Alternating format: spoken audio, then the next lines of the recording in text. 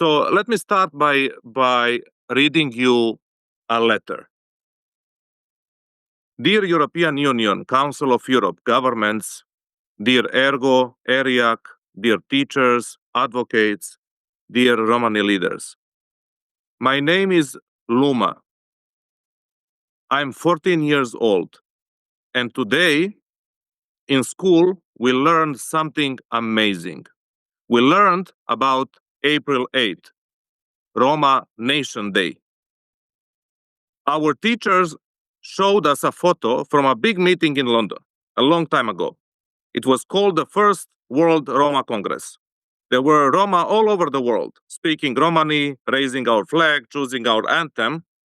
And then we learned about Roma heroes, not just the kind of heroes in movies, but real people, our people. We learned about Raymond Gouhem, who escaped a Nazi camp and joined the French resistance. We learned about Zeljko Jovanovic, a philosopher who showed to the world that we are wise thinkers. I learned about Nicolae Gheorghe, a diplomat who spoke up for our dignity to many governments in the world. I also learned about presidents of Brazil, Kubitschek and Washington, who were also Roma. We learned about poets Papusha and Mateo Maximov. We learned about champions like Tyson Fury and Ricardo Quaresma, who made us proud in stadiums and on the screens, like Johann Rukeli Trollmann, boxer in Nazi Germany, who was beating the Nazis at their own game. And the one I loved the most was Cheia Stoica, a survivor, a painter, a daring woman. She reminds me of my grandma. When I told my mom what I learned, she got really quiet. Then she said, I never learned these things in school. I only learned shame. So I wanted to thank you because you made this possible.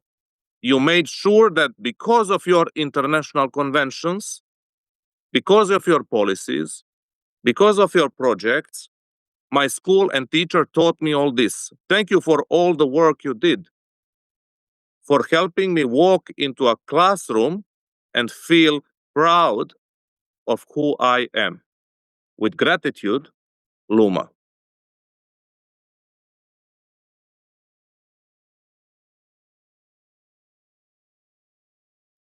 Luma lives in the future we are striving to build. This is a fiction character and fiction letter because of the reality of Roma children not having the opportunity to learn about their history in school. Yes, some schools and institutions have started teaching Romani history, but most of the time it is a story of pain, of discrimination, of anti-Gypsyism, of Holocaust. Rarely do they teach about our ideas, about our leaders, about our dignity, about our pride. We are shown as victims, but not as visionaries. And yes, more governments and institutions recognize and acknowledge April 8th, but its meaning is being slowly diluted, used to promote policies and programs that carry our name but have too little to do with the real message of the 8th of April. April 8th was not created to promote projects and policies. It was created to promote people, Roma people, our people, standing up and defining our future. Even the name has been softened. From Roma Nation Day, it was named by those who gathered in 1971 as Roma Nation Day, to International Roma Day, a more comfortable version. As Gratan Pukson, one of the original organizers of 1971 Congress, warned us, this is not just a name change. It is a downgrading of the original intent. So the question we face on this 8th of April, as every other 8th of April, is will we continue to talk about April 8th as a day for suffering and symbolic recognition? Or we will make it a meaningful celebration of what we built despite that suffering. April 8th was not meant to be a performance of pain. It was not created to remind Europe of what Europe has done to us. It was created to remind ourselves of what we are capable of. April 8th is about agency, about choosing our own name, choosing our own language, choosing our own symbols, choosing our own future. It is not about a day to rehearse victimhood, it is a day to rehearse autonomy. So some people will say after hearing this, oh, it's not the right time, it is very difficult there. Look at the situation we are living in. The world is on fire. Yes, war in Ukraine, rising authoritarianism, polarized societies, polarized world, indeed. But let us remember, April 8th, 1971 was not born in a better or more peaceful world. It was organized during the Cold War. Europe at the time was split by the Iron Curtain. Bratislava at that time declared loyalty to Moscow. Prague uprising was crushed by tanks. That was the time when the first Roma World Congress took place. And still, at that time, Roma found each other across enemy lines, across ideologies, and across generations. And where did they gather? They gathered in a school, not a state building, not a parliament. It was a private school, Cannock House School, obtained by a Welsh traveler named Brian Raywood for free. That was a space outside the system, a place of learning and self-determination. So in 1971, no one gave us permission to gather. No system prepared the table for us. We set the table ourselves.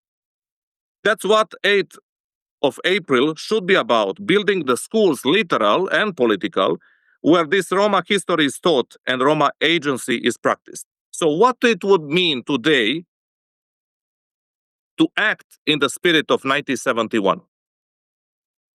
If our schools refuse to teach our history, we will teach it ourselves. If they delay, we will not wait. Because we already have the tools, Roma scholars, teachers, archives, linguists, we have ERIAC. ERIAC has ensured that the Roman language can now be taught, not only as a folklore, but as a living European language. For the first time, we have modern grammar, digital tools, professional training materials. Roman is no longer language of nostalgia. It's a language of the future. And we are not building it alone. There are many others who are doing very valuable work. We have young Roma creators on Instagram, TikTok, YouTube, telling stories our schools were never ready to tell. We have influencers reclaiming pride, resisting through dance, poetry, fashion, debate. We have AI that already uses Romani language. Yes, the same technology can be used to profile and discriminate. Indeed. But social media and AI, not only the threats, there are also opportunities. Opportunities for self-education, opportunities for counter-history, and opportunities for public memory on our own terms. To those European politicians who speak so often of protecting the European way of life, we say this: Romani children like Luma are part of that life. So are Raymond Guhem, Cheia Stoica, Nicolae Gheorghe. April 8th is part of that European way of life. There is a reason that every Roma Congress has taken place here in Europe. April 8th was not born in Delhi or New York. It was born in London. Because the largest part of the global Roma community has lived and created in Europe for centuries. And we will likely remain here for generations to come. So this is European history.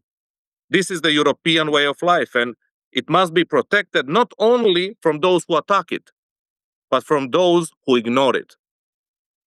To every young Roma listening to us today, I want to say this day is yours. even if the schools do not teach about it. We are not asking today for a sympathy. We are building a future of unity, solidarity, and strength. Because this is what is the direction that the Roma Nation Day gives us. This is the direction. And if we follow that direction, somewhere in the future, Luma and her letter will no longer be fiction. She will become reality in our classrooms, in our movements, in our lives. Opre Romalen.